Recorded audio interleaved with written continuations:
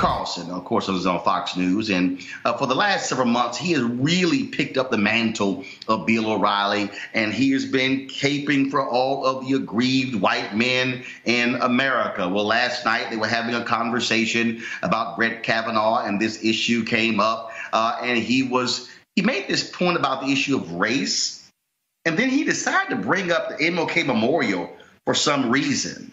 Watch this. Democrats aren't looking for justice here. They want a revolution. For 60 years, they have been telling us that it is immoral to judge people by their skin color, and they were right about that, absolutely right. They put up a monument to Martin Luther King on the National Mall just in case we forgot. Okay, I want you to play that again, because I want you to hear it again. Democrats aren't looking for justice here. They want a revolution. For 60 years, they have been telling us that it is immoral to judge people by their skin color, and they were right about that, absolutely right. They put up a monument to Martin Luther King on the National Mall just in case we forgot. Really? So Democrats, white progressives, put up a memorial to Dr. King to remind folks about this issue. Really, Tucker? Are you that idiotic and clueless? Do you even have anybody over at Fox News who has the ability to actually research before you open your mouth? For somebody who is the son of a journalist, somebody who is supposedly so talented and so smart and this amazing writer, it's just stunning how oftentimes you say stuff without any understanding of basic fundamental research. Let me help you out, Tucker. Do you know who actually started the idea of the MLK Memorial? It wasn't Democrats. It wasn't white folks. It was Alpha Phi Alpha Fraternity Incorporated, the fraternity Dr. King was a member in. In fact, early on, shortly after his death, conversations began about needing some sort of national memorial for Dr. King. But if you look at the Washington Post story from August 25th, 2011, Tucker, you will discover that the idea really began at a dining room table at a home in Silver Spring, Maryland, not far from where you do your show every single night. It was a group of alpha men who sat around the table who said, we should honor Dr. King with a memorial on the National Mall. That's where the idea, Tucker, started. And it didn't just start there. Alphas led that whole effort. Even Harry Johnson, who became the chair of the MLK Memorial Foundation, former general president of Alpha Phi Alpha. The $120 million that was raised, that was led by alphas, bringing in others, other fraternities and sororities, other individuals. That's where it came from. And Tucker, you and your whole aggrieved white male attitude, frankly, it's getting really tiring, because the reality is you have nothing to be aggrieved about. The memorial to Dr. King wasn't even just about Dr. King. The memorial to Dr. King, he served as the symbol of the entire Black freedom movement. Tucker, why don't you actually go listen to his Nobel Prize winning speech, where he said in his speech, he said he accepted the Nobel Peace Prize on behalf of the entire movement. That's what he said. And so when we look at that memorial, it's not just for Dr. King. It's for Fannie Lou Hamer, Septima Clark. It's for Dorothy Cotton. It's for Hosea Williams and Fred Shuttlesworth and Reverend Jackson and Reverend Andrew Young and E.D. Nixon. And the list goes on and on and on. We could name a litany of civil rights leaders. That's what it's for. It's for those foot soldiers in Selma. It's for the folks who were beaten in Birmingham. It's for those. It's for a white pastor, James Reed, who was killed in Selma. It's for all of those individuals, Tucker, who forced America to be the nation it said it's supposed to be. See, there's a reason, Tucker, it's on the National Mall. Because in America, we hail Abraham Lincoln, and we hail Franklin Delano Roosevelt, and we hail Thomas Jefferson, and we hail all of these figures. But it took Dr. King and others, as he said, to redeem the soul of America, to force America to say, you're going to be the nation in reality that you are on paper. That's why the memorial is there. And see, I know it's rough for guys like you, Tucker. I know it's rough for you to have to drive by every single day and to see this monument to this black man. See, I know it's real difficult because the reality is this here. The monument is a reminder about the reality of race in America. The fact that it is the only memorial to an African American on the National Mall says a hell of a whole lot, Tucker, about America. It is also the only non-president with a memorial. Why is this important? Because, Tucker, guys like you really are uncomfortable with where America is going.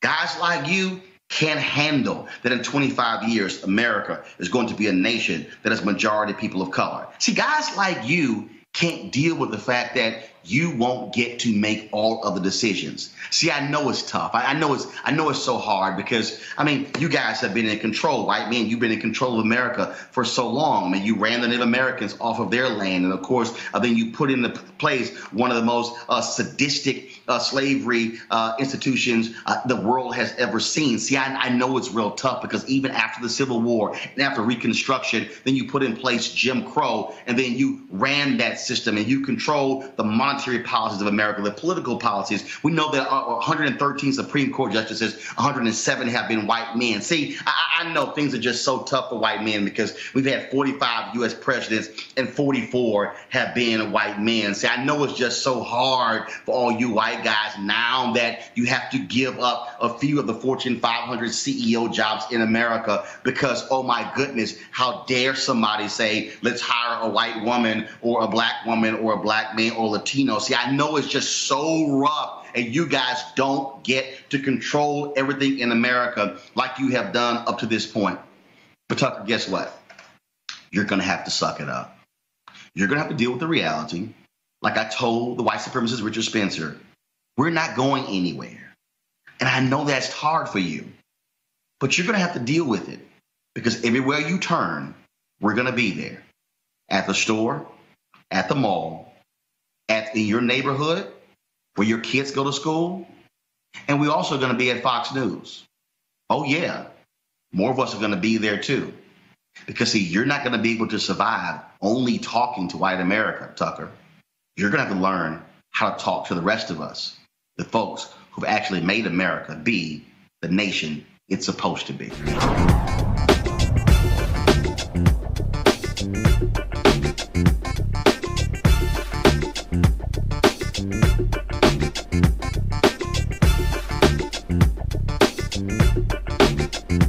All right, folks, that's that Roland Martin Unfiltered video in just one moment. Now, a word from one of our Roland Martin Unfiltered partners. You've heard me say it before, and I will say it again. Write down this website, marijuanastock.org. That's marijuanastock.org. I'm going to tell you why it matters.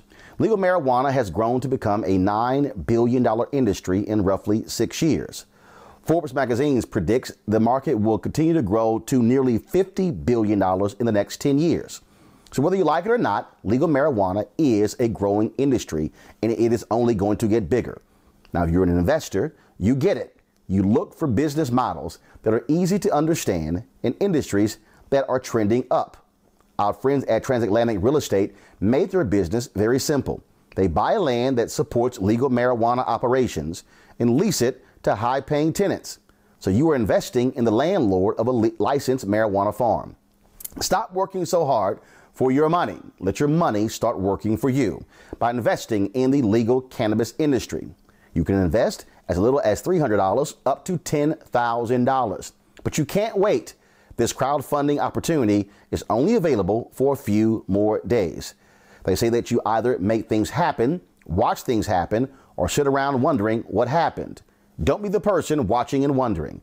Don't let another investment boom get away from you. It's time to make something happen for you, your finances, and your family. And don't forget my pro tip, to be included, you must complete and confirm your application. And be sure to complete the process.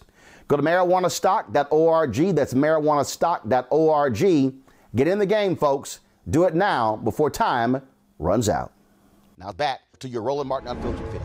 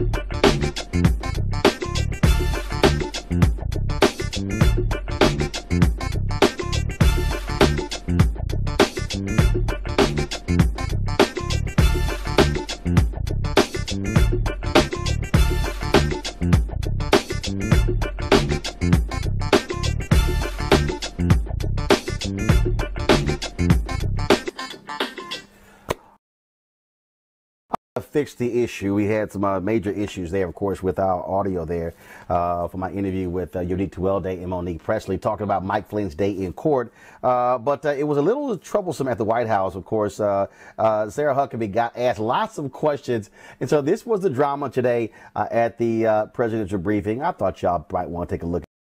John. Is there a reaction to the delay in the Flynn sentencing and the rather unusual inquiry from Judge Sullivan this morning asking prosecutors if Flynn possibly committed treason? The delay is something between General Flynn and the courts, and that's something for them to determine what that timeline looks like. In the meantime, we wish General Flynn well, and we'll continue to focus on doing what we do here every single day.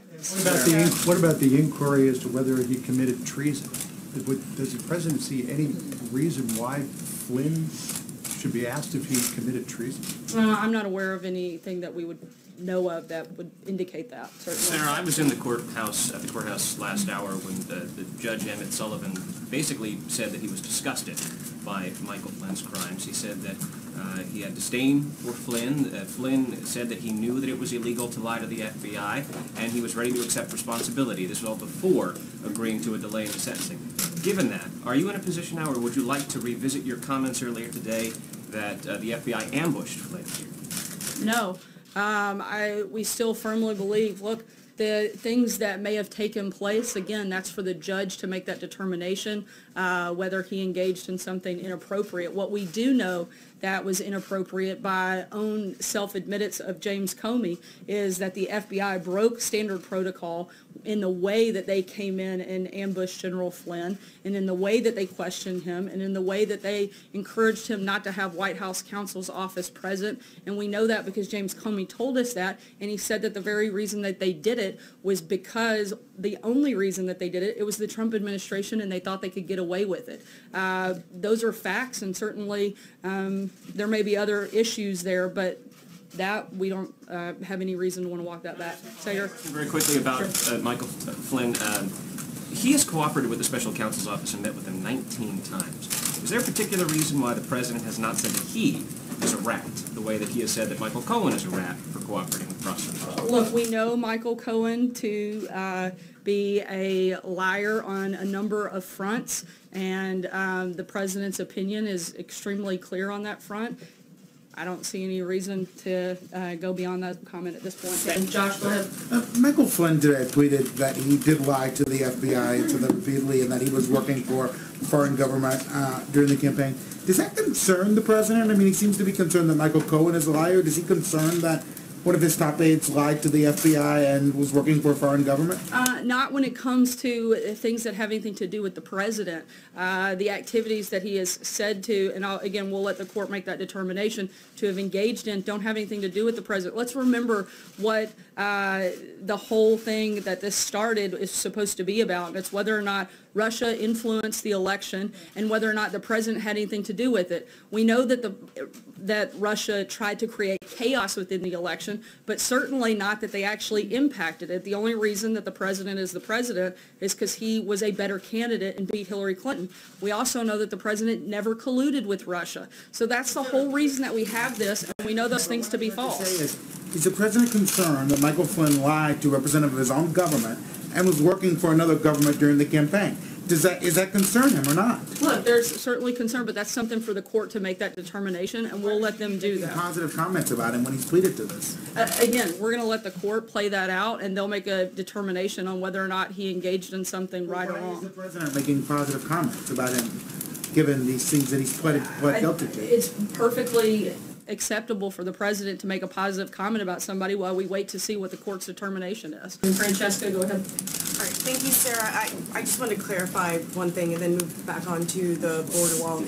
But the clarification on Michael Flynn, you said it has nothing to do with the president, but one of the things that the judge brought up today was that it was so concerning to him because Michael Flynn lied inside the White House as the national security advisor to the president.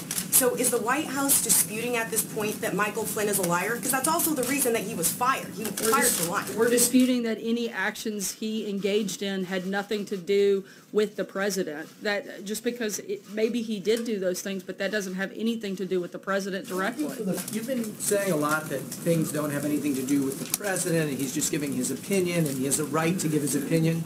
But does he not have a broader right, responsibility as far as, if his national security advisor is lying, should he not be speaking on behalf of the American people, not just himself, President Trump, man under investigation, but, in all these aspects? You're talking about saying that he is just speaking for himself and he's not been linked to collusion is the claim, and therefore, it doesn't matter what he says. And the same thing with the Fed, that his comments on the Fed have no bearing. He's just giving his opinion. What about him speaking to the American people? I said he's the president of the United States, and he should not only does he have the ability to give his opinion, he should give his opinion. That's why the people elected him, is because they trusted him to make decisions on policy matters. They want to know what his positions are on specific policies. He absolutely should state his opinion. opinion on not just that, but on every topic that comes up that he wants to engage on. But a lot of people who are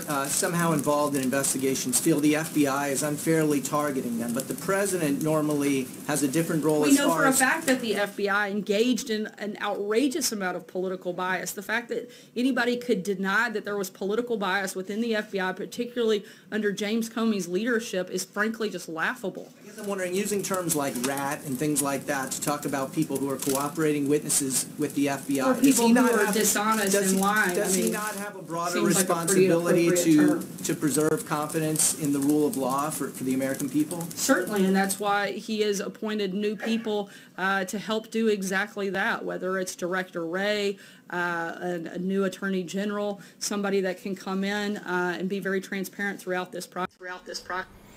Well, that was it.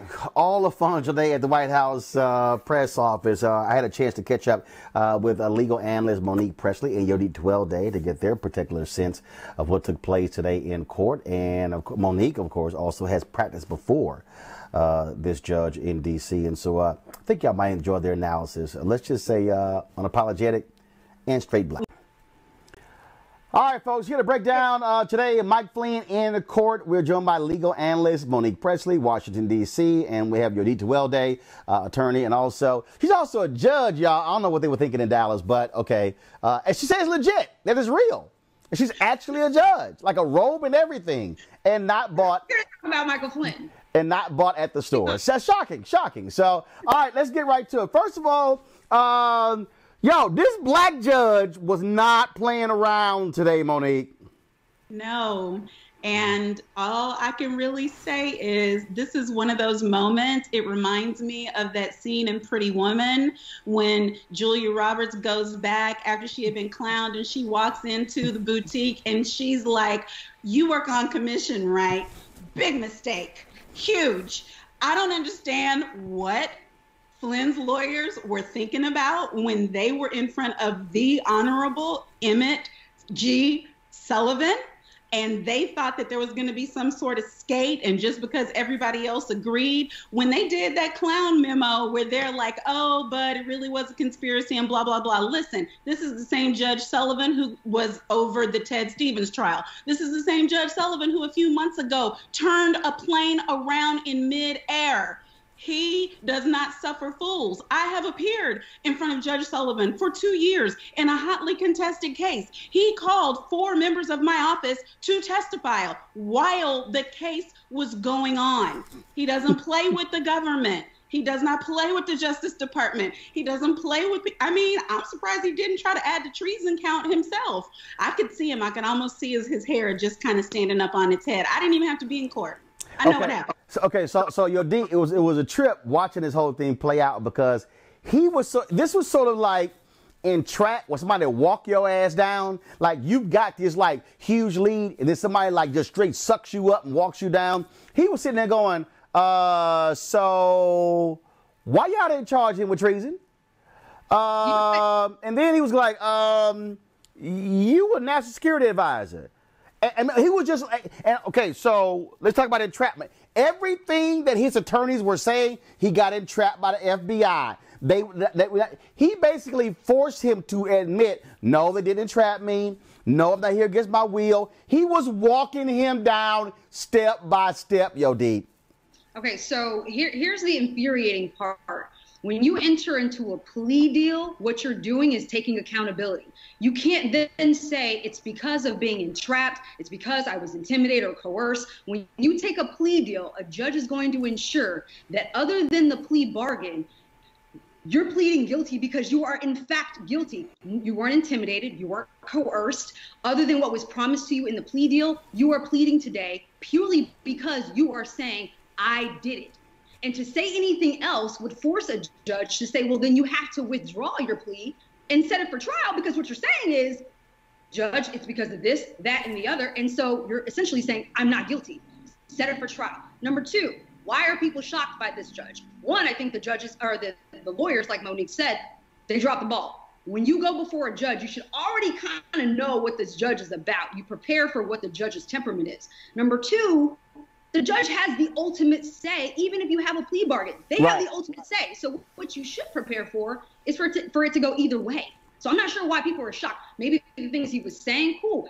He was saying that Michael Flynn was basically a POS because of what he did. That's fact. I'm not surprised that he said it. It is fact. So for him to admonish him and tell him that he was wrong is quite normal. Now, him adding the whole treason part might have been inflammatory, but I don't see anything shocking by what the judge did. So here, Monique, here's what I love. I can sort of visualize in the courtroom where the judge was sort of leaning. But okay. I'm gonna now visualize Roland's courtroom, and so this is I'm the judge, and you leaning back, you going.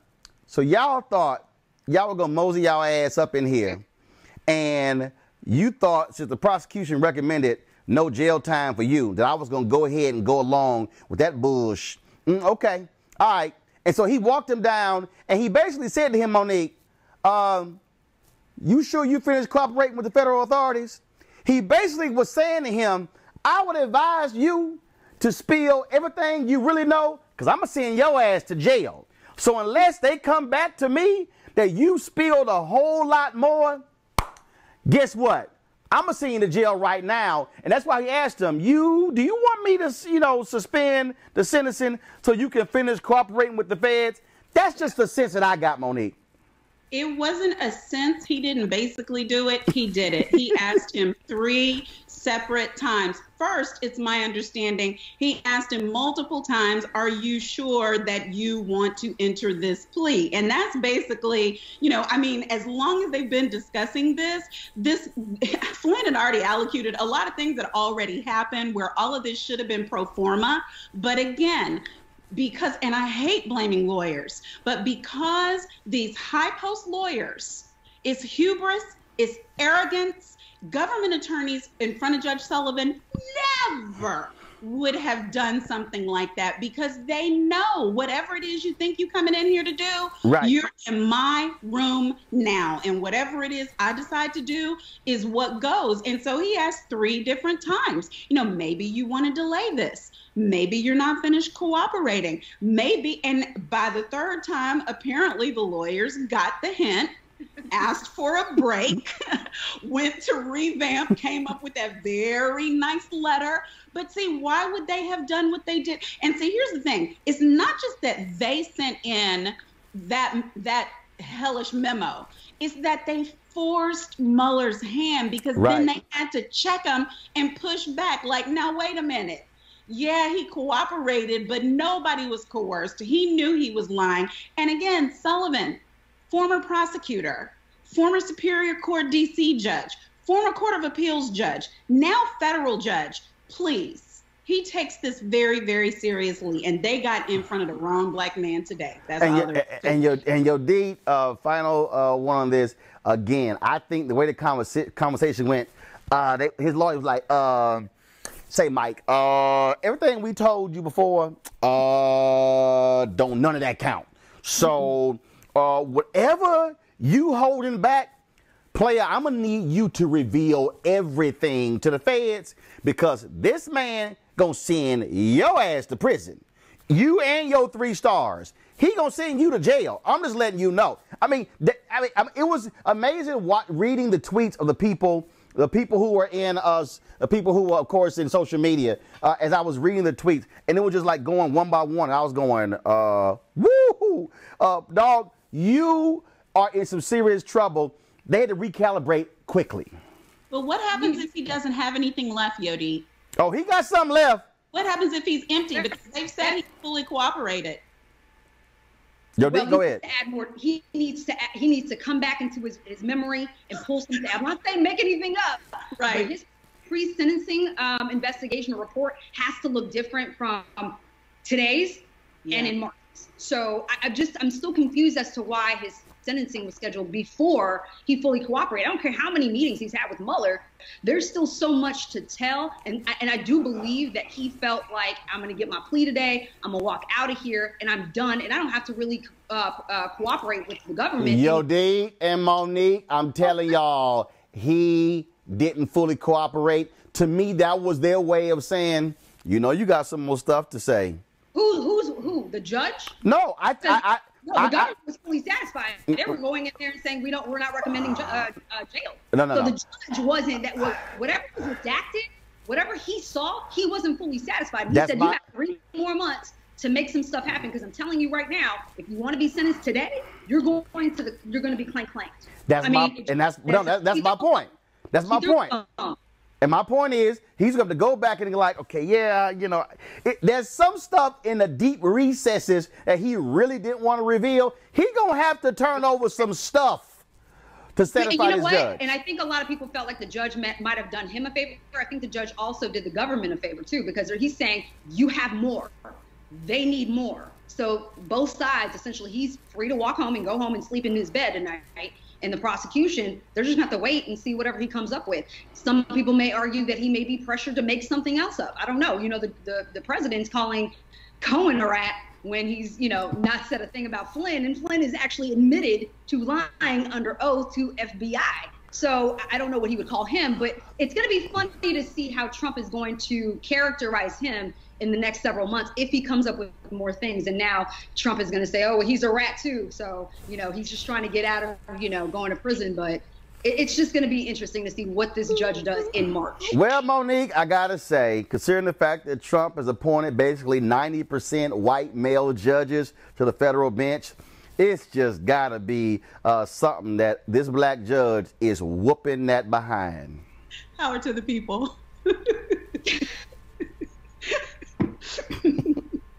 I don't know what to say about it. I've been in front of him a number of times. He is not an unfair judge. He can run hot, and they caught him wrong today. So the one thing they need to do before they come back is pray. Pray that it's not another run hot day. Sometimes he'll go back, he'll think about it, and, you know, it might be better. But he gave them a chance, because it wouldn't have been one of those Cohen things. Today's the day I want my sentence. I don't have anything more to say. I'm not going to fully cooperate. Just give me my time and I'm going to roll out of here. And then he ended up with 3 years, but at least now he's done.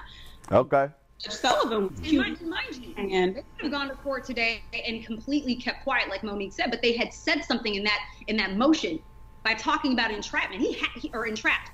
The judge had to address that, because you're coming into court now and you're saying that you want to take this plea deal, but your attorneys just mentioned just the other week that this might not be as clear cut as you guys are trying to make it out to be.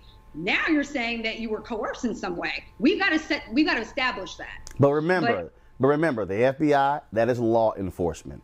And there's nothing, and look, if you're a federal judge, there's nothing to me more offensive to you. And he basically said it. He not basically said it. Here you were, the national security advisor, lying in the White House, working for a foreign government, 3-star general, and you have the audacity, the unmitigated gall to walk into my courtroom and then have your lawyers talk about how, oh, you were entrapped, you didn't know you were lying, you were in the Dominican Republic on vacation, and all that nonsense on Fox News. The judge is like, no. I'm gonna make you stand right here and come out your mouth that everything your lawyer said up until now was a damn lie. And Flynn had to, yep, okay, not entrapment. I knew I was lying. He didn't want him to drop that plea. He said yes, he knew he lied. Yes. Period. So everybody on Fox News, y'all gotta come up with some new stuff, because everything y'all been saying for the past week, Flynn just wiped out in court. They're saying that he was trapped now. Okay. Well, guess what? You can't say a man was trapped when the man himself admitting I wasn't trapped. That's how it goes. All right. Monique Presley, you did well day. We appreciate it. Ooh, I can't wait to see the next person who go in front of the brother judge. This is really the people's court. As long as it's not me. I wore my government blue just in case he's watching. All right, folks. I certainly hope you enjoyed that legal analysis. Certainly different from what you're hearing on all the rest of these cable networks. All right, folks. Now it's time for a word from one of our partners here, Roland Martin Unfiltered. All right, folks. Back to our Roland Martin Unfiltered video in just one moment. Now, a word from one of our Roland Martin Unfiltered partners. You've heard me say it before, and I will say it again. Write down this website, marijuanastock.org. That's marijuanastock.org. I'm going to tell you why it matters. Legal marijuana has grown to become a $9 billion industry in roughly 6 years. Forbes magazine predicts the market will continue to grow to nearly $50 billion in the next 10 years. So whether you like it or not, legal marijuana is a growing industry, and it is only going to get bigger. Now, if you're an investor, you get it. You look for business models that are easy to understand in industries that are trending up. Our friends at Transatlantic Real Estate made their business very simple. They buy land that supports legal marijuana operations and lease it to high-paying tenants. So you are investing in the landlord of a licensed marijuana farm. Stop working so hard for your money. Let your money start working for you by investing in the legal cannabis industry. You can invest as little as $300 up to $10,000. But you can't wait. This crowdfunding opportunity is only available for a few more days. They say that you either make things happen, watch things happen, or sit around wondering what happened. Don't be the person watching and wondering. Don't let another investment boom get away from you. It's time to make something happen for you, your finances, and your family. And don't forget my pro tip. To be included, you must complete and confirm your application. And be sure to complete the process. Go to marijuanastock.org. That's marijuanastock.org. Get in the game, folks. Do it now before time runs out. Now back to your Roland Martin Unfiltered video. All right, folks. We certainly thank all of you for watching. Don't forget to support Roland Martin Unfiltered. Go to RolandMartinUnfiltered.com. Join our Bring the Funk fan club. Here's what's about to happen. We're going to have, first we got a couple of things going on. And so, remember, my show is on hiatus right now. And so my staff were off. And so, but still, if anything happens, of course, of interest to black folks, we, of course, will come on live. I'll come on live anywhere from where I am just to bring you the news. And I'll see you guys tomorrow, of course, on Tom Jordan Morning Show. Again, support us at Bring the Funk fan club at RolandMartinUnfiltered.com. All right, folks, y'all have an absolutely fabulous day.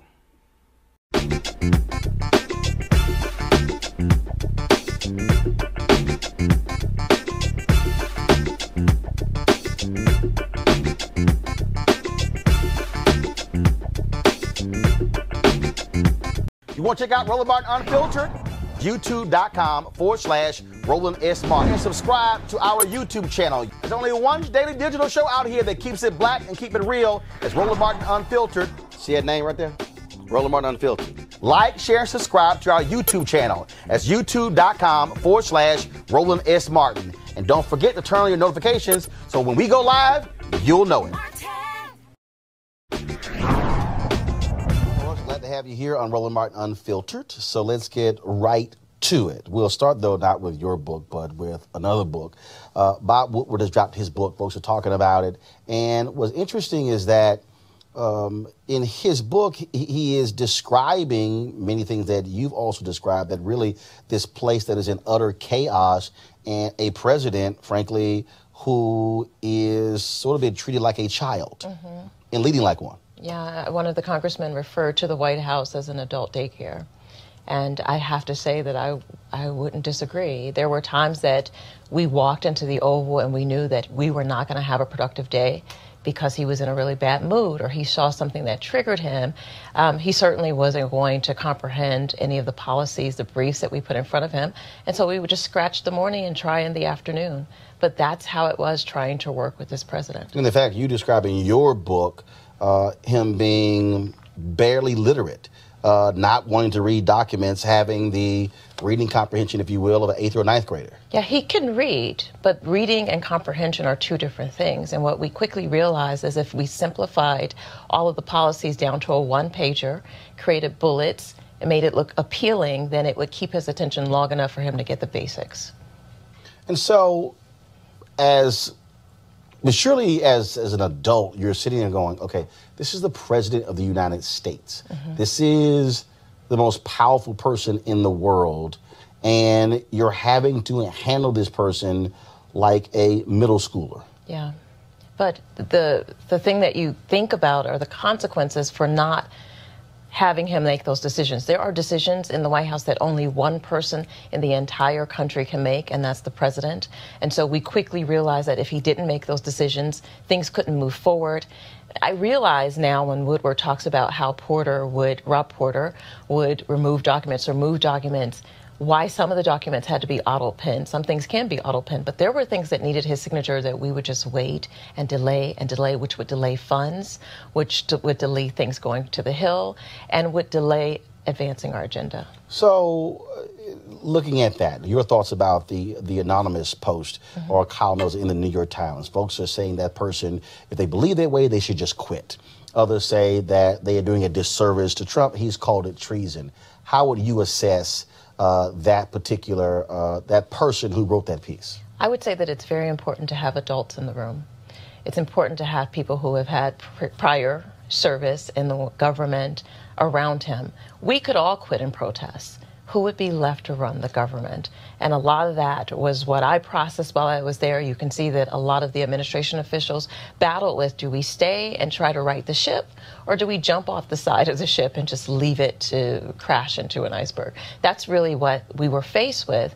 And I think that the person who's decided to remain, to stay and try to right the ship, you know, people are going to villainize them. I would say it takes courage to stay in that White House. It is one of the most toxic environments I've ever worked in. So the question is,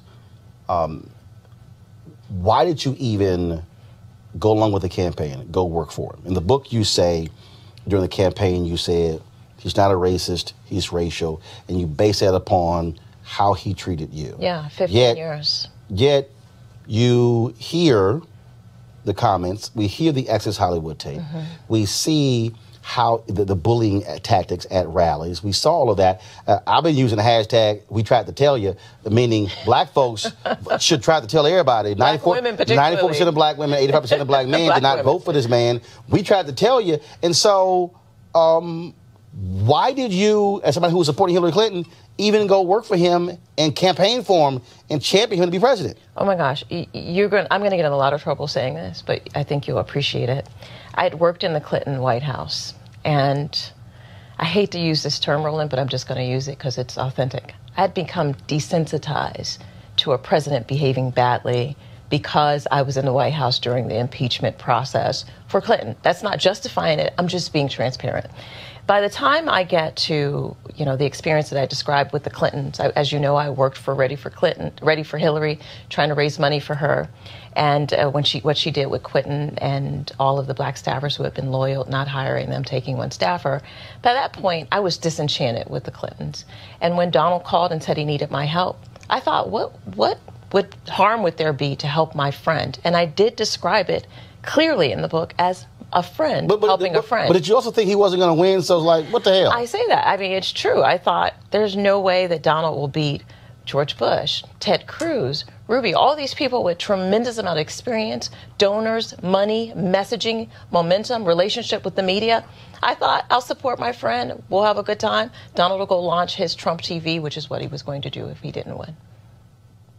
And so during that, you got black folks who are calling you a sellout, calling you a traitor, who are blasting you, who are saying, how can you work for this man who started his career off being under investigation and being charged by HUD for not wanting to rent to black folks? How did you justify that when you had this whole set of... Justify the name calling? No, justify... Still work campaigning on his behalf, going to rallies, saying why he should be elected, why black folks should look forward to him being president. Because I am of the school of politics that believes that we should have representation on all sides, that we should have someone in the Republican Party, we should have some in the Independent Party, Green Party, the Democratic Party. I do not believe that African Americans should give 100% support to the Democratic Party, or they will be taken for granted, exploited, and used. So let me ask the second part of your question. But did you believe it? When you were saying that, you believe it, or was it sort of, okay, this is what I got to do? I was never a Republican. I always said I was a Trumplican, meaning I wanted my friend to win. That's the bottom line. I wanted Donald Trump to win. Now, when you start going back and assessing things that happened with his family, when his family was sued, like you said, for housing, when people started talking about Central Park 5, I had a chance to ask him face-to-face about those things, to listen to his justification. What did he say? The first thing, the housing thing, he said they sued my family's company, and they sued multiple companies at the time. It wasn't just a singular lawsuit on Trump. And he explained what happened. He said that he wasn't trying to block out African Americans. I had to take him at that. But Central Park 5, when he explained that to me, if you understood, which I didn't understand, that they had confessed And so that was when Donald called for the death penalty. I'm not justifying, Right. I'm just explaining what he said to me. He said once they confess, that's when he went after them. But during the campaign, though, when first of all, after they had been exonerated, settlement paid, he was asked, he said, I still stand by it. That was last year while we were in the White House. And he stood by it, even with DNA. And I said, are you crazy? There's DNA evidence that shows that they did not do this. And he still said, I believe they were guilty, which is when I came to realize that it wasn't just him processing the information wrong. There was something serious and wrong with Donald Trump. Do you believe that he flat out, he says things and part of his attitude is, I will never apologize. I will never backtrack. Yet he loves to demand apologies from other people. Yeah, Donald Trump never apologizes. That is his MO. That is something that he is committed to in life, that he believes is a sign of weakness, so he will never, ever apologize. Which I think makes him look more weak. It doesn't make him look strong. So you believe that excerpt in the Bob Woodward book where he says that was the worst effing speech he had to give when he had to criticize the white supremacists and neo-Nazis, I saw it with my own eyes. When I went in there, I don't know if you remember, we tried to arrange a meeting with Tim Scott. Tim Scott came, and they thought that was enough for race reconciliation after Charlottesville, and I lost it. Meet with the one black United States Meet the Republican one black, senator. and he really didn't feel that he needed to do any more. He felt like Obama let down the country, which I thought was ridiculous, and not healing all the racial problems in the country in the 8 years that he had. And so I had to take him to task. Of course, I wanted to quit and protest. I was ticked off. And then I realized if I leave, there will be no one sitting here to keep this man in check from those impulses that are so dangerous for our country. And I looked to find one of the black Republicans who were begging to serve, who would be willing to take that position. But they say you blocked him. Kay James has said you flat out blocked her. Michael Steele's, others. I mean, they say you were the biggest impediment But they black also Republicans. say I was weak and I didn't have any power. So you can't have it both ways. Roland, they can't say I was ineffective, I didn't do my job, and I didn't have any clout. And then in the same breath say I had the ability to keep hundreds of black Republicans from coming into the White House. I wasn't the head of presidential personnel. I wasn't the head of HR. But they want to assert that because the truth is the Republican Party has had a bad relationship with black Republicans since still. Remember, they had the black exodus. All the black Republicans quit. Reince Priebus ran against Michael Steele, accused him of stealing. You say in your book that when you tried to have this meeting in Black History Month, Reince took their names off. He went through and said he gave me problems. Elroy Saylor gave me problems. Michael Steele gave me problems. When I said, well, appoint Elroy to a position, he said, Elroy Saylor. Elroy Saylor. Elroy Saylor, folks who don't, chief of staff to Congressman J.C. Watts. He actually said that Elroy would never pass the background. He's got criminal stuff. I mean, this is the stuff that came out of Reince Priebus's mouth, not my mouth. And he had problems with Michael Steele and some of the other black Republicans, but they want to pin it on me. The truth is they had issues. They had a black exodus. All the black Republicans quit because they had beef with the party. That has nothing to do with me. I want to talk about language. And you say, when he gave a speech, you said, I begged him not to say, what do we have to lose? And also, you people. And you said he never seemed to understand that. He didn't understand that you people and saying the blacks love me, that's a problem. Yeah, he and other white men in the administration had problems with language and how they communicated with black people. It wasn't because they weren't told, because I corrected him again and again. But he says, well, it's not, I don't mean anything harm. That's just how I've been saying it for 50 years.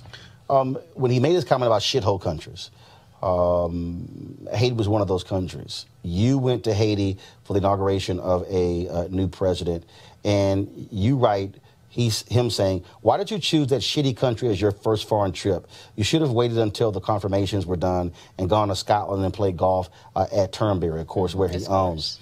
And yet you say you had to remind him, dude, you campaigned in Miami. We went down to repeatedly, over and over again. We made all these commitments, but not only that, I went down, I made commitments. I went to the country, made commitments to the president of Haiti. So when he started talking negatively about them, of course, those comments came out publicly.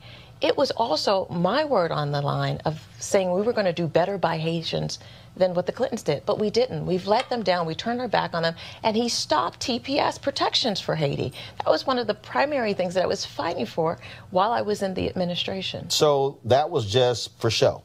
That was just him talking to a group. I'm going to help you. No, I believe he wanted to. Once he got in, the Republicans around him shut him down, and they forced their agenda on him. And Donald Trump started to align himself with them. Remember, he wasn't. But he hasn't changed, though. He hasn't. Even though he's now more in control. It's not like he's rescinded that Haiti decision. It's still in effect. It is still in effect, and the same with El Salvador and several other countries. The problem is that because we've decided, and when I say we, black leadership has decided, we're not going to deal with them for 4 years, we'll just see what happens. The problem is they can make decisions about TPS and not get any pushback because no one's going in there to demand that they extend TPS because the conditions in Haiti have not improved for people to return. 40,000 Haitians back to Haiti would completely burden that economy that the president of Haiti is trying to rebuild. You call Steve Bannon and Stephen Miller alleged racist, but then you go in on Jeff Sessions in his racial history. Do you believe that Jeff Sessions is a racist who does not like people of color? Yes, absolutely. And why? Well, first of all, his track record. I mean, not only has he used words that are inappropriate towards African Americans, but the aggressive ways that he's dismantled civil rights protections in this Justice Department is just mind-blowing. This man has worked to make sure that not only where we talk about justice and civil rights and keeping our inner cities safe and giving the funding so that police and community relations be improved, he's rolled those back so that instead of them improving, they've actually deteriorated. And I would use Chicago as a prime example. And with that, it's very interesting because this president often loves talking about Chicago. He does. Has not gone. Refuses to go. Refuses to go. If questioned, where's your plan? There is no plan. It's because he has a beef with Rahm Emanuel.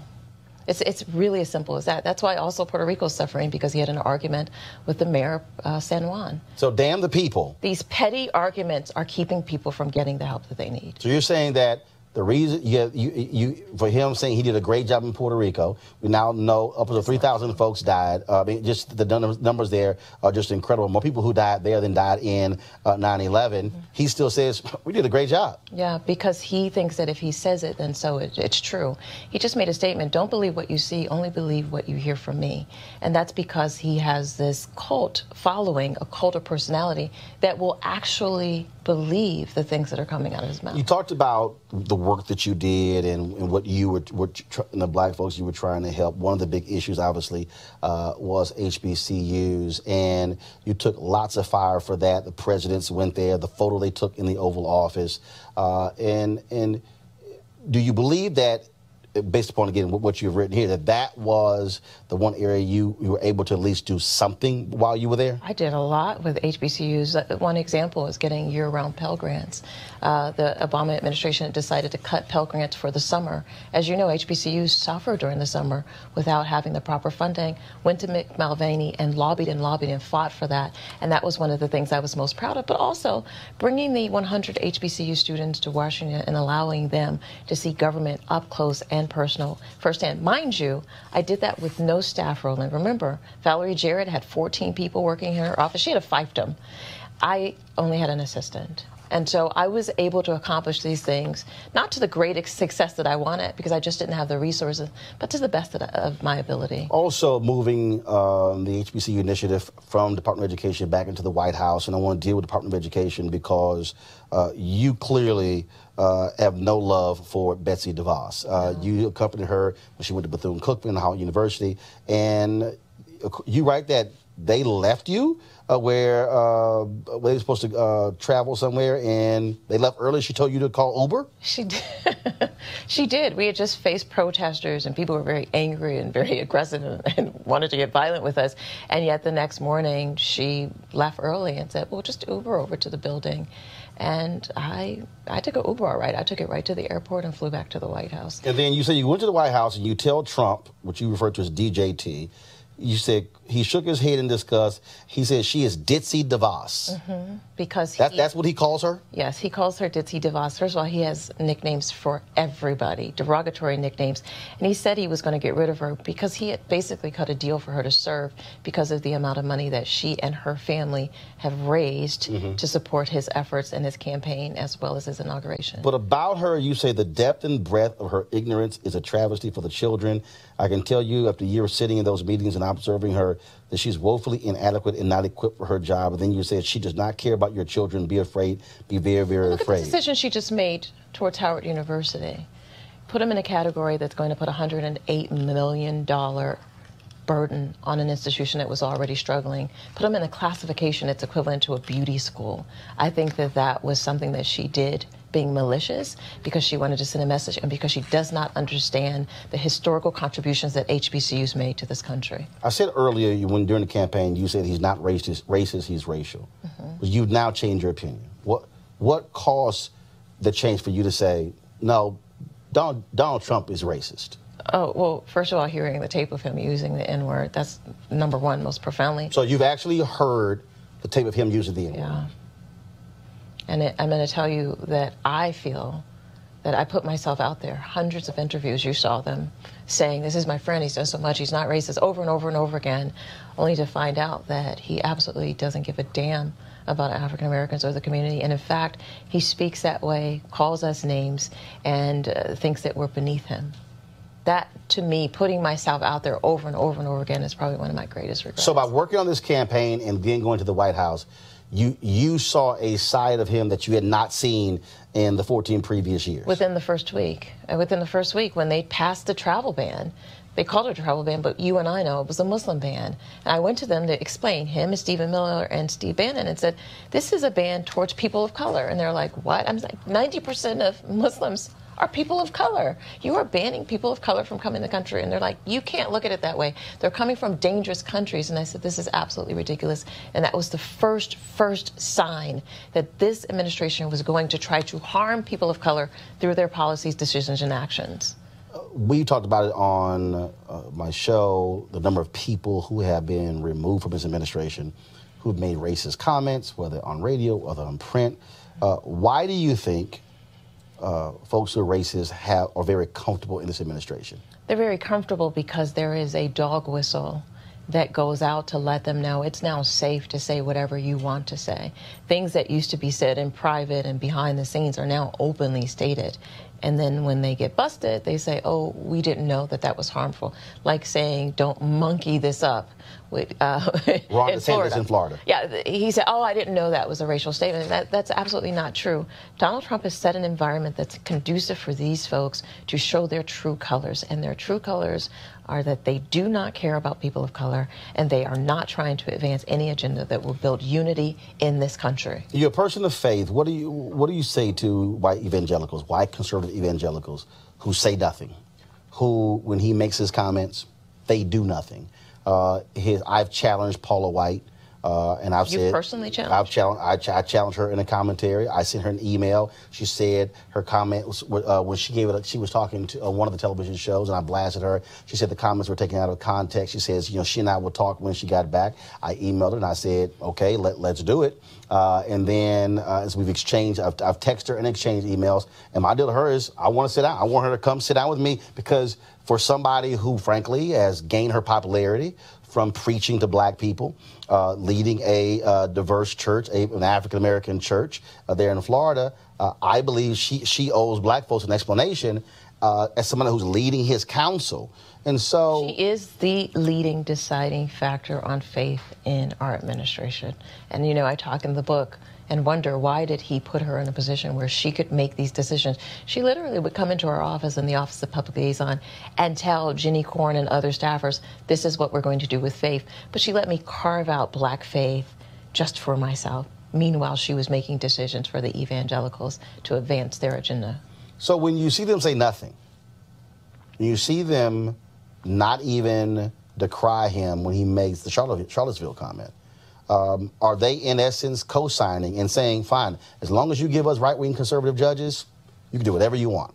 They have made that agreement. In fact, in the ministers' meeting that we got blasted for having, I don't remember the... Oh, no, I remember when Pastor Parsons couldn't answer any of my questions as to what was discussed in the meeting. In the ministers' meeting, they basically made a pact that they would hand over their pulpits so that Donald Trump could advance his political agenda as long as he gave them what they wanted. Every single element of their evangelical agenda will be delivered in this administration. You write in the book about not protecting or need to protect yourself. We now know that you recorded meetings, a number of different things. When did you start that? Was there something where you said, you know what, I don't trust what's going on here. I need to get these folks on tape. Was it from the outset? Or was there something that actually happened where you said, I got to do this? Well, let's just take, for example, the Black Republicans who keep saying, I never wanted to meet with them, I never wanted to help them.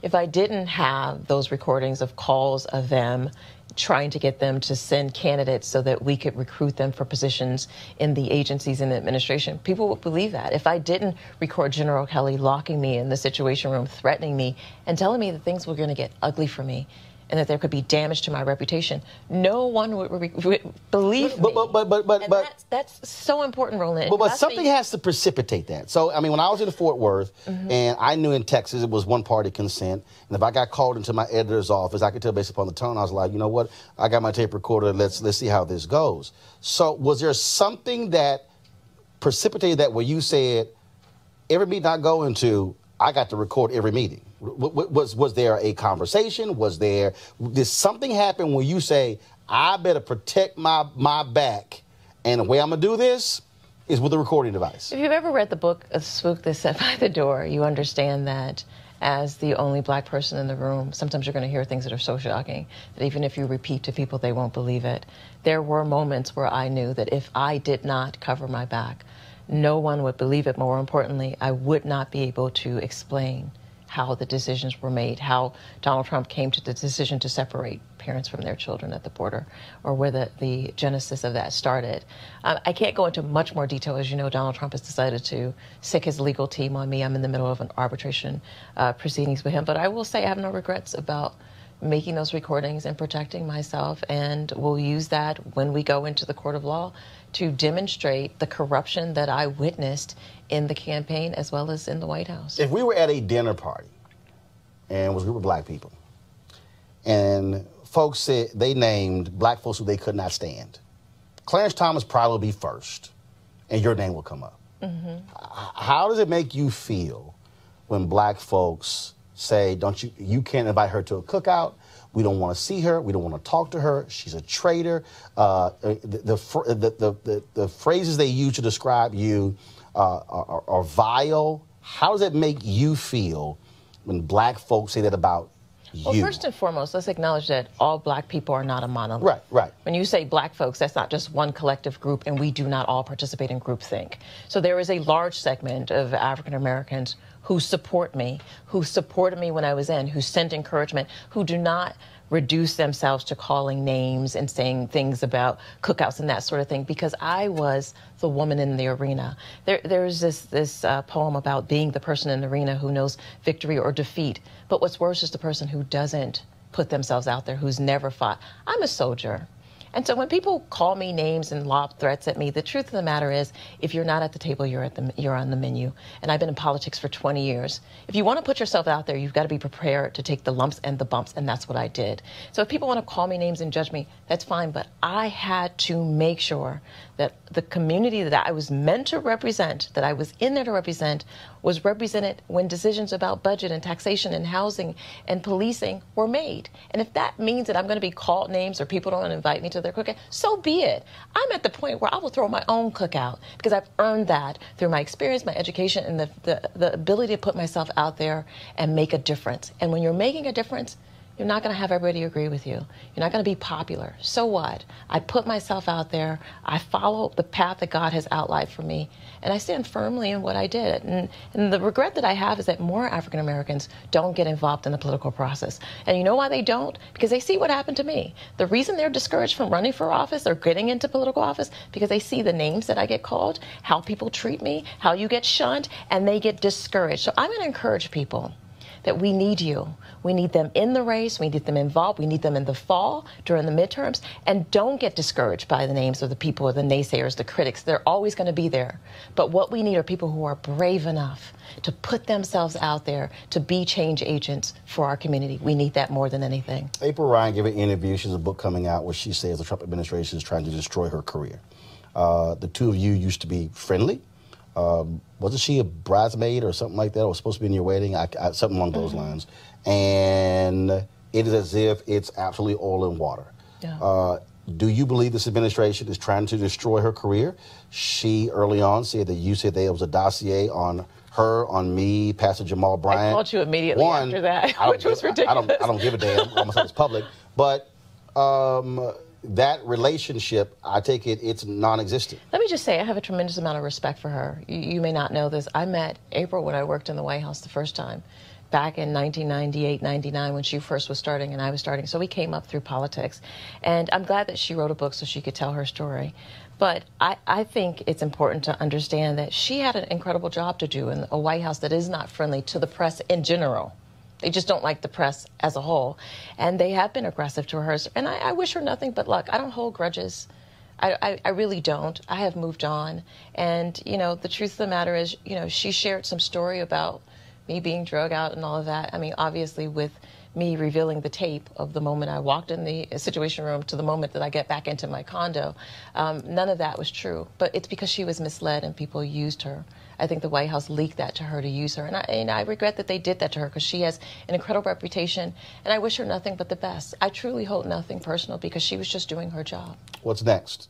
What's next is that I am going to be on the front lines to, first of all, leading a resistance so that we can get this man out of office. One of the things that I did was help him get in, and I hope to commit the rest of my time to getting Donald Trump out of office. And what does that mean? Does that mean you will, if he doesn't get indicted or if he doesn't get impeached or resigns, that mean that you will be out there, whoever runs against him? If a Republican runs against him, if I was the Democrats, that you will be campaigning against him? Three tiers. One, voter registration is important. Two, educating voters so they can get out. But three, I mean, I think you know, I've talked about in the book that I participated and continue to cooperate with the Mueller investigation so that we can expose the corruption. And I will continue to do that. And I will continue to blow the whistle on the corruption that's happening. That's important. And that's a big part why I'm traveling the country and sharing this message of getting engaged, getting involved, and making sure that you're on the forefront of the change that we have to see. All right. The book is Unhinged, an insider's account of the Trump White House. Omarosa Manigault-Newman. Appreciate it. Thank you, Roland.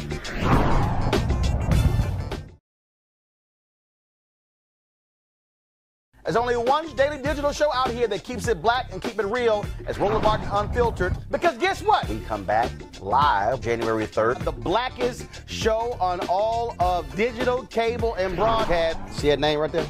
Roland Martin Unfiltered. Hello. Y'all want some of this? YouTube.com/Roland S. Martin. And don't forget to turn on your notifications. There's only one show out here, folks, in the digital world that's focused on you. Because here's the piece. I ain't afraid of Fox News. Come back live January 3rd.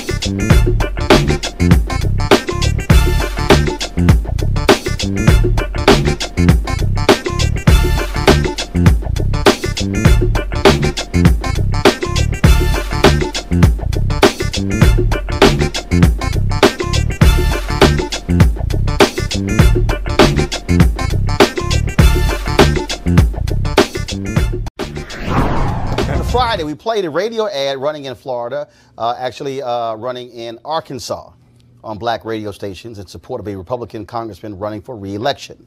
That is Congressman French Hill. Now check this ad. There's a similar one running in the very tightly contested Missouri U.S. Senate race. The incumbent Democratic Senator Claire McCaskill is running against the state attorney general, Republican Josh Hawley. Listen. What do you think about what's happening in Washington? Josh Hawley and the Republicans know that it's dangerous to change the presumption of innocence to a presumption of guilt, especially for black men. If Claire McCaskill can do that to a white justice of the Supreme Court with no evidence, no corroboration, and all of her witnesses, including her best friend, say it didn't happen, what will happen to our husbands, our fathers, or our sons when a white girl lies on them? Girl, black folk will be catching hell again. Honey, I've always told my son, don't be messing around with that. If you get caught, she will cry rape. I'm voting for Josh Hawley for Senate because we have to protect our men and boys. We can't afford to let Claire McCaskill take us back to the bad old days of race verdicts, life sentences, or worse, when someone screams rape. Paid for by black Americans for the president's agenda. Not authorized by any candidate or candidates committee. All right, y'all. The ad was created and paid for, as you heard, by black Americans for the president's agenda. And the head of that is Vernon Robinson, who joins us live on Roland Martin Unfiltered. Vernon, welcome to the show.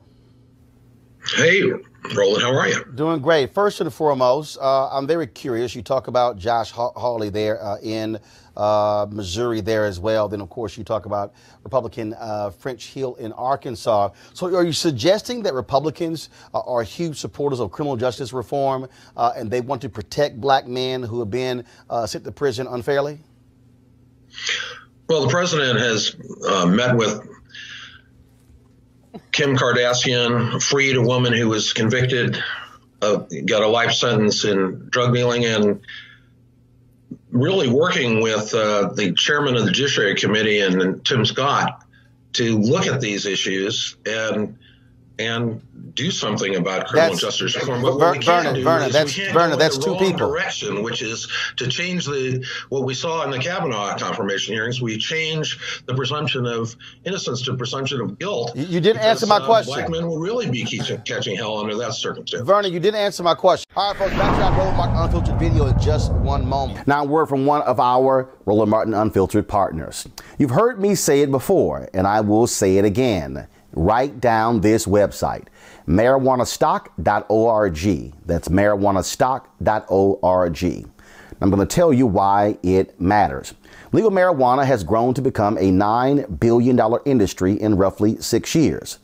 Forbes magazine predicts the market will continue to grow to nearly $50 billion in the next 10 years. So whether you like it or not, legal marijuana is a growing industry, and it is only going to get bigger. Now, if you're an investor, you get it. You look for business models that are easy to understand in industries that are trending up. Our friends at Transatlantic Real Estate made their business very simple. They buy land that supports legal marijuana operations and lease it to high-paying tenants. So you are investing in the landlord of a licensed marijuana farm. Stop working so hard for your money. Let your money start working for you by investing in the legal cannabis industry. You can invest as little as $300 up to $10,000. But you can't wait. This crowdfunding opportunity is only available for a few more days. They say that you either make things happen, watch things happen, or sit around wondering what happened. Don't be the person watching and wondering. Don't let another investment boom get away from you. It's time to make something happen for you, your finances, and your family. And don't forget my pro tip. To be included, you must complete and confirm your application. And be sure to complete the process. Go to marijuanastock.org. That's marijuanastock.org. Get in the game, folks. Do it now before time runs out. Now back to your Roland Martin Unfiltered video. Vernon, you didn't answer my question. You named two people that Donald Trump has pardoned.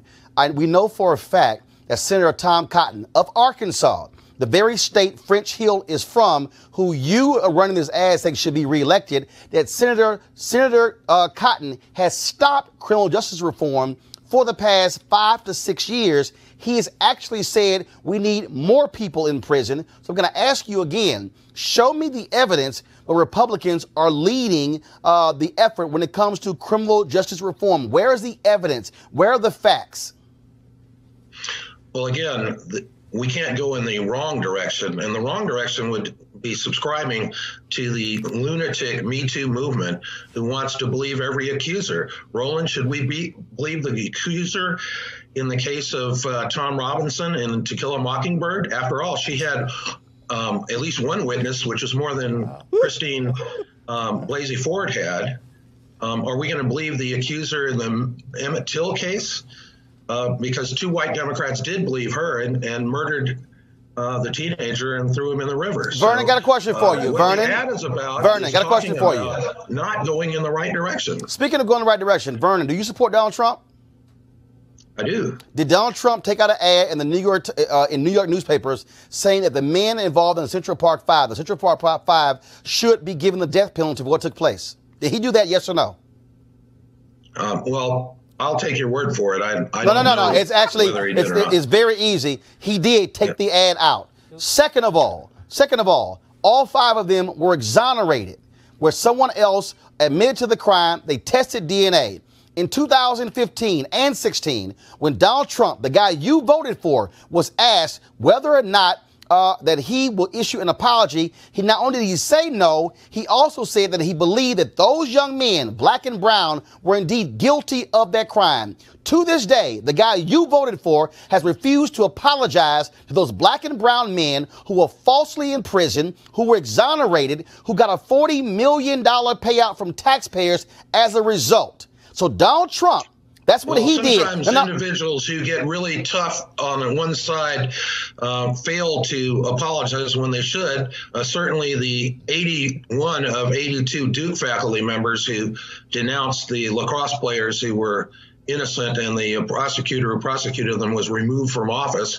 They should have apologized as well. But Vernon, you didn't answer my question. You didn't answer my question. Vernon, 1 second. You didn't answer my question.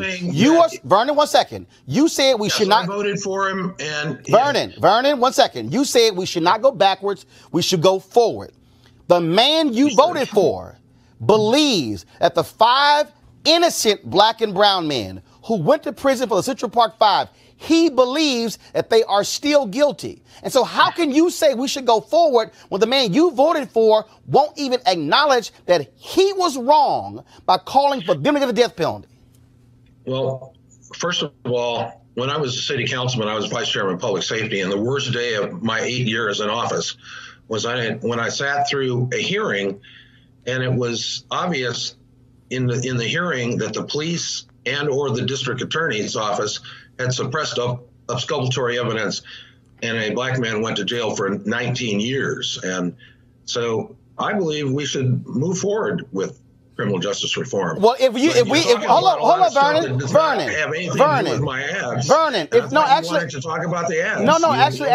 actually, Vernon, you're wrong, because in your ads, you are making the claim that Republicans will be leading the fight for criminal justice reform, protecting black men who are falsely accused. So, one second. If you subscribe to the lunatic left fringe and the Me Too movement, you'll be going in the wrong direction. That's not what you said. No, that is not. That is not what your ad said. That is not what your ad said. You tried to go back and say, oh, no, we can't have our black men. If a white woman accused them, then they're going to get lynched. First of all, you had these 2 black, I don't know where you found these 2 black women who to sound like. Black women sound like millions of black women across this country. No, they sound like a caricature. But here's the question, Vernon. Here's the question. Millions of people speak that way. Here's the question, Vernon. And you're wrong. Vernon, here's the question. Here's the question, Vernon. Here's the question. Do you support Jeff Sessions? No, I want to get rid of Jeff Sessions because he won't prosecute the criminals in the Obama administration. Okay, hold on. Okay, hold on.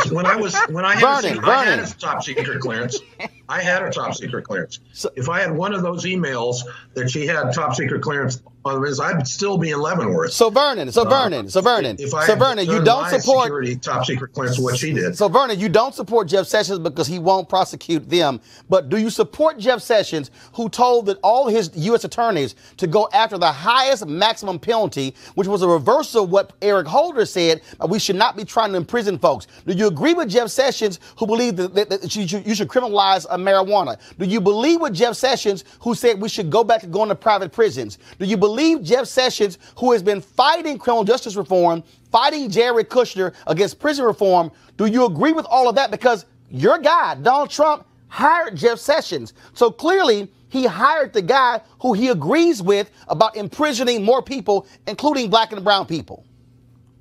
Well, there was so much there, I'm not sure where to start. You damn right there's so much there. But the bottom line is that your listeners can hear the ads at blackamericans.maga.org so they can make their own opinions, or they can tune into WFUN in morning and evening drive to hear the ads. Vernon, I was told that we were going to talk about my ads and that I wouldn't have to defend stuff that's happening in Tennessee and Georgia and Florida and all over the place. Vernon, you're going all over the place, Roland. Vernon, no, I'm not. We're discussing your trash ad. And what we're discussing is the fact that my ad's great. Actually, in your ad, in your first, if it's so great, remember, if your ad is so great, 90% of the black vote, he's going down. If your ad is so great, why did Congressman French Hill denounce your ad? Why did the Arkansas Republican chair denounce your ad? Because it makes them uncomfortable. Because somebody sent out a memo that Republicans should never talk about rape or about Blasey Ford or about the Me Too movement. So if the Republicans would fight the lunatic leftists who are burning the country down and breaking windows and assaulting Republicans as opposed to attacking other conservatives, they'd be in better shape. The congressman has to run his race, and I have an obligation to make sure that on the issues of life, where Democrats want to kill black babies and Republicans want to save them, on the issue of school choice, where Democrats in the South are standing in the schoolhouse door of educational opportunity and Republicans want to provide school choice and get black boys out of the failing union schools. And with regard to jobs, where there are so many jobs now, there aren't enough people to fill them. This is a definite change from the previous administration's horrible record. So Vernon, my obligation is to put that information before the voters in Kansas City and St. Louis. Hold on, Vernon. Defend all this stuff that you're talking about. Hold on, Vernon. First of all, you just told me to focus on the ad. Your ad don't mention none of the stuff you just said. So your ad don't. Your ad, Vernon. Your ad says nothing. Vernon. Okay, Vernon. Since you ad is running right now. Okay, so Vernon. You're wrong. Okay, Vernon.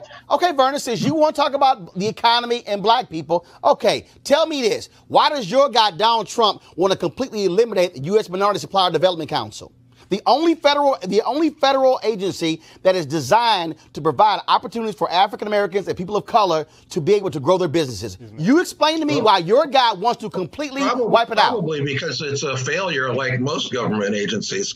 The bottom line is that black businesses have expanded. That after a 12-year decline in black home ownership, home ownership has turned up. That's a lie. Vernon, that's not true. Vernon, that's a lie. Black Vernon. The housing associations, and you will see that in the last month of the Obama administration, and it fell 4 years in Bush's administration too, but in the last month it bottomed out and it's gone up. Vernon, black home ownership. Vernon, let me help you out.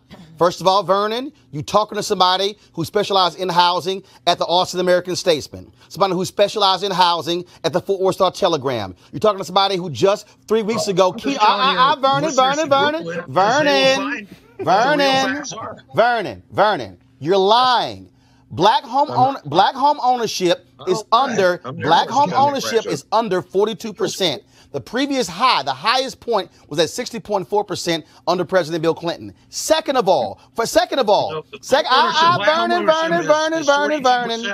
Vernon, let me help you. Vernon, 7 years ago, we had 1.9 million black-owned businesses in America. Now we have 2.6 million. That number has been growing since 7 years ago. But here's the problem, Vernon. 7 years ago, when we had 1.9 million black-owned businesses, they were averaging $110,000 in annual revenue. Now that we have 700,000 more black-owned businesses, they're now averaging $54,000 in revenue. And so while you're touting an increase in black-owned businesses, their annual revenue has been cut in half. That's an absolute fact. But Vernon, I'm going to ask you this question, Vernon. Vernon, I'm going to ask you this question. What's happening with their family, and their family incomes are going up. Vernon. And all it takes is 15% Vernon. of voters to vote for Josh Hawley. Vernon, you're lying. Vernon, you're lying. Vernon, you're lying. That's not a lie. Go ask Claire if she wants to only get 85%. Vernon, here's my question, Vernon. Again, I want you to explain this to me then. Since you say Republicans are so much behind criminal justice reform, why is it that Bob Goodlatte, the chairman of the House Judiciary Committee, won't even schedule hearings on that very issue? The president's talking to House and Senate leadership, trying to get them to move forward with criminal justice. But again, no, that's not I know true. You don't want to talk about Planned Parenthood killing black babies because you have no defense. Oh, hold up, Vernon. I am more than happy. Vernon, I am more than happy to talk about that. But please show me where all you pro-lifers are when a black man is gunned down by the cops. Do y'all only care about black bodies when they are a fetus, or do you care about them when they are walking around neighborhoods? Well, the Republicans care about black babies when they're babies, when they get born. Really?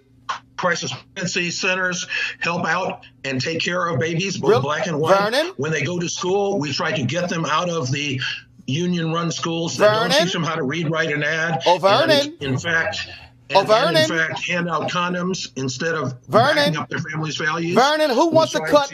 Vernon, which party wants to cut Head Start? Head Start does not work. Which party wants to get rid of the Affordable Care Act?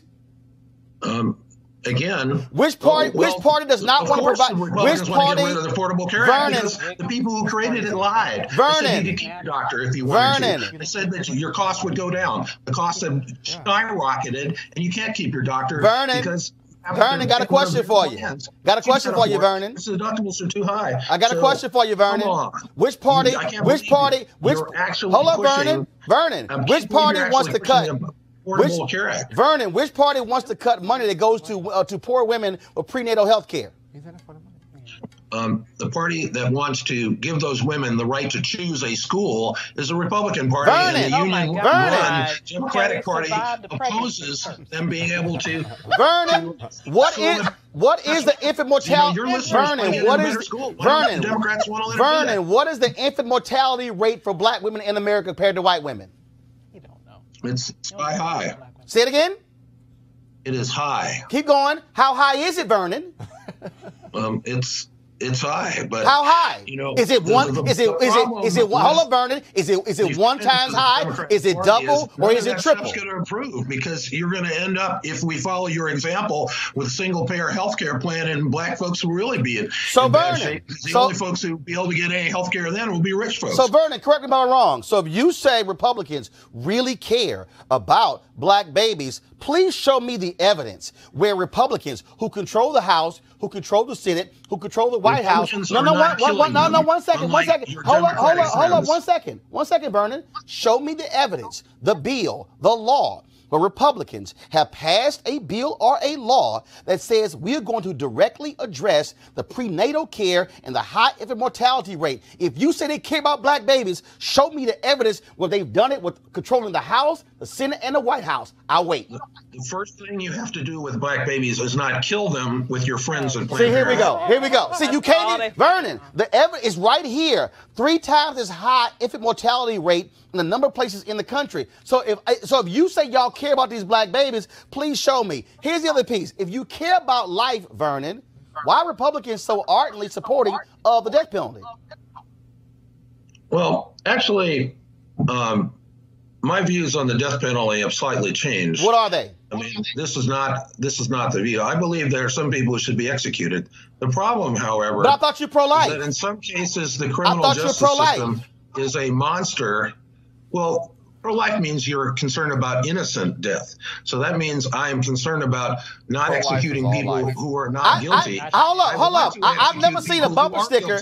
I've never seen a bumper sticker say, I'm pro-life, only innocent life. I heard pro-life is I'm pro-life. Everybody who's in the pro-life movement wants to defend innocent life from conception to natural death, which means we don't let people who benefit from the will kill elderly people in euthanasia laws like the one that was passed in Oregon. It means that we take care of babies. It means that we don't want people who are not guilty to be executed, but we sure as heck want people who are guilty to be executed. Hold on, Hold on, Vernon. Is why you want to save the murderers and you want to execute the babies. And Vernon, I'm sure glad you said that, because wasn't it the late Supreme Court Justice Antonin Scalia who actually wrote in one of his legal opinions that even if somebody was innocent, if they had already gone through the appeals process and had not introduced the evidence in an earlier phase, it did not matter. He essentially said that even though we later found out that there's evidence that the person was innocent of the crime,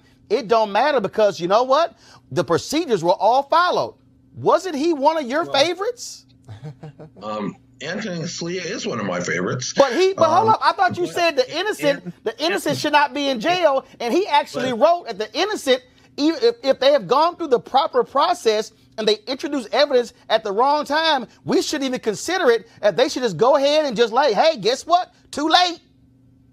That was your guy. Well, again, innocent people should not be executed. Well, really? Hold up, really? Should be executed for certain crimes.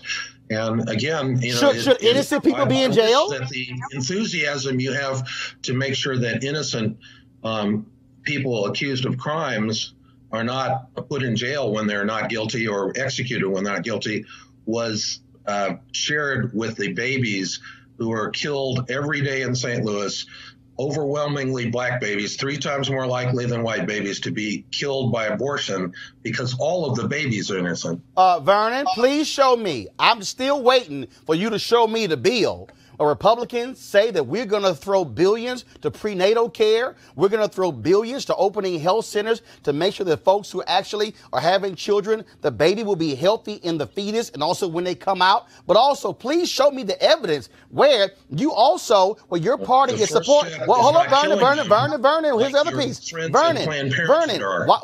Vernon, why the people you supporting want to cut the farm bill, and when it comes to SNAP, when you have literally millions of children who are starving, but y'all want to cut the budget. The farm bill is a big subsidy for I got you. Okay. It's amazing how there's always an excuse when it's time to deal with the children or when y'all are in power. What's your excuse for the teachers union and the Democratic Party standing in the schoolhouse door? Hold up, Vernon. See, Vernon, here's the problem, Vernon. This is what happens when you are not a smart black man. You are talking to a man who created. Vernon, 1 second. Vernon, let me help you out, Vernon. Vernon, because you didn't use Google, Vernon. Because you didn't use Google. Vernon, you're talking to a black man who created the initiative called School Choice is the Black Choice. You're talking to a black man who went to magnet schools. You're talking to a black man who's going to be in Indianapolis on December 2nd dealing with school choice. No. See, Vernon, that's the mistake. That's the mistake you make, Vernon. Vernon, you keep saying my party. Vernon, I don't have a party. My party is black people. My party is when I go see black people. And when I see a black man who is running an ad that's full of lies, when a black man is running an ad that's full of lies and you can't even show me evidence of criminal justice reform, easy. Republicans are not leading on criminal justice reform. That is a lie. Republicans are trying to keep the presumption of innocence to be changed to presumption of guilt. Vernon, I have a question. How much money? So weren't you also raising money for the Ben Carson campaign? I was the national director of the draft Ben Carson committee, and we raised $18 million. And how much y'all spent? 38,000 donors, 38,000 volunteers who did 900 events in 21 months, and we got only the second conservative grassroots candidate to run for president in American history. So isn't this your black Republican, your president's agenda? Isn't this really a financial scam to raise money? Well, if it was, then you could breathe easily, because I'm just asking. Claire McCaskill is going to go down in about 14 days. I'm just asking. I mean, other Republicans, other black Republicans even say what happens if 15% of black folks in the South and 20% of black folks in the Midwest support the president. Vernon, are you a registered Republican? Campaign, and the answer is, Vernon, are you a registered Republican? Lunatic you guys put up for a Democratic nominee, that individual will be defeated. Vernon, are you a registered Republican? Are you actually saving the from the lunatic fringe, which used to be a legitimate party? Vernon, are you an actual Republican? Are you registered Republican? No, I'm not. So you're not. So what are you? I'm a member of the Constitution Party. Oh, the Constitution Party. The lunatic right fringe. But you are raising the money for the Republicans. So isn't this really a check game for you? I'm concerned about the direction of the country. I'm concerned about Republicans being assaulted, beaten, one congressman shot, another congressman, one senator assaulted at his home, people burning things. Essentially, the black community in the final analysis is going to vote for jobs, not mobs. Really? Well, guess what? When you please show me where Donald Trump is not going to whack the budget of the Minority Supply Development Agency, when you actually show me where they're actually unbundling a lot of these large contracts to allow black folks to compete for these smaller contracts, when you please show me that black agenda, which I have yet to see, then we can have that conversation. But, all right, Vernon, I appreciate it. Well, I appreciate the invitation. Okay, well, just do one thing. Stop lying in those ads. I appreciate it. On after Claire loses in 14 days. Just stop lying in those ads, Vernon. Let's go to our panel right now. So, Eugene, so you hear he's not a Republican. Listen, I've interacted with Vernon. Vernon's the guy that calls you looking for a candidate he can raise money and scam donors off of.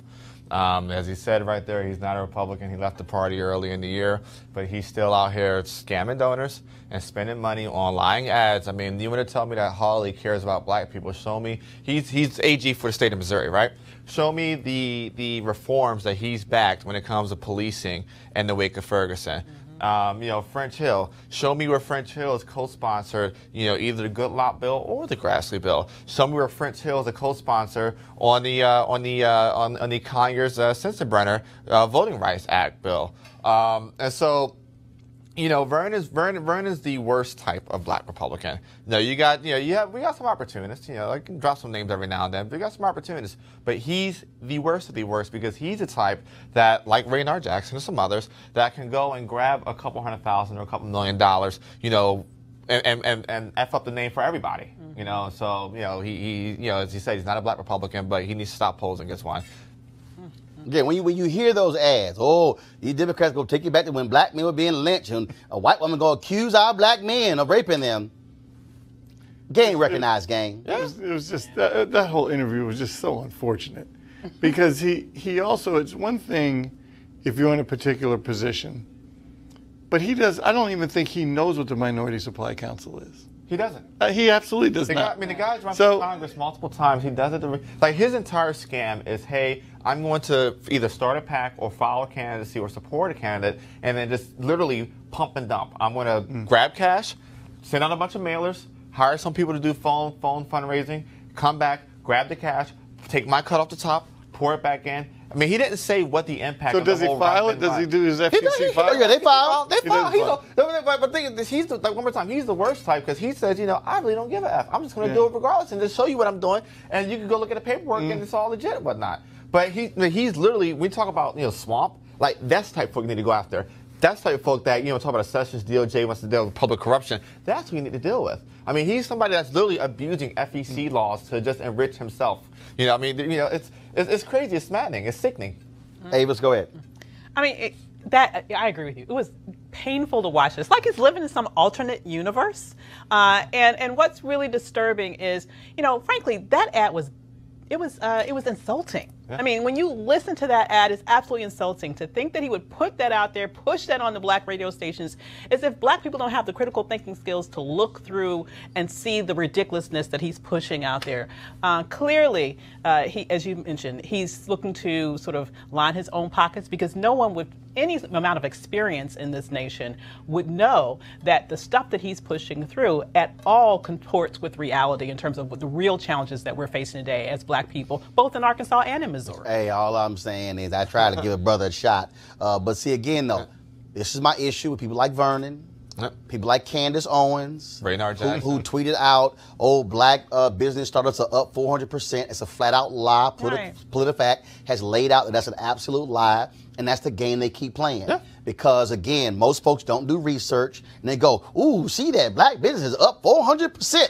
It's a lie. It's a 100% lie. And what they do is they go on Fox News where there's no pushback. They go other places and they lie. Yep. And you got, it's like even right now, Candace and her little group are having some of the black conservative leadership forum this week in D.C. My folks have been trying to get us a media credential. They ain't responding. Wonder why?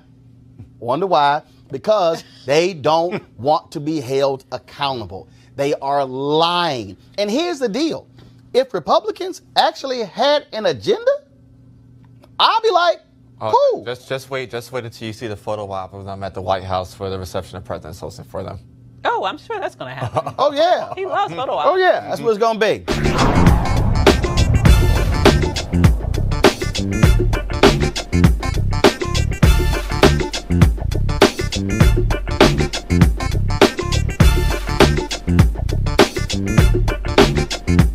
You want to check out Roland Martin Unfiltered? YouTube.com/Roland S. Martin. And subscribe to our YouTube channel. There's only one daily digital show out here that keeps it black and keep it real. It's Roland Martin Unfiltered. See that name right there? Roland Martin Unfiltered. Like, share, and subscribe to our YouTube channel. That's YouTube.com/Roland S. Martin. And don't forget to turn on your notifications so when we go live, you'll know it. You want to support Roland Martin Unfiltered? Be sure to join our Bring the Funk fan club. Every dollar that you give to us supports our daily digital show. There's only one daily digital show out here that keeps it black and keep it real. It's Roland Martin Unfiltered. Support the Roland Martin Unfiltered daily digital show by going to RolandMartinUnfiltered.com. Our goal is to get 20,000 of our fans contributing $50 each for the whole year. You can make this possible. RolandMartinUnfiltered.com.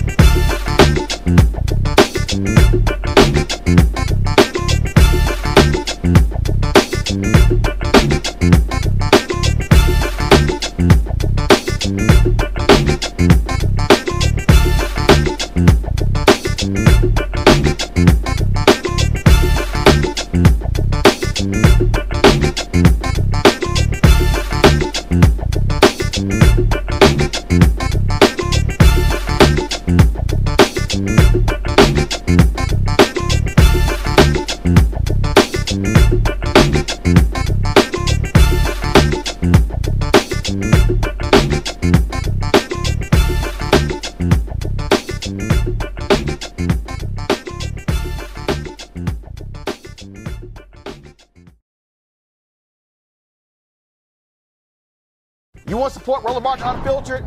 Be sure to join our Bring the Funk fan club. Every dollar that you give to us supports our daily digital show. There's only one daily digital show out here that keeps it black and keep it real as Roland Martin Unfiltered. Support the Roland Martin Unfiltered daily digital show by going to RolandMartinUnfiltered.com. Our goal is to get 20,000 of our fans contributing $50 each for the whole year. You can make this possible. RolandMartinUnfiltered.com.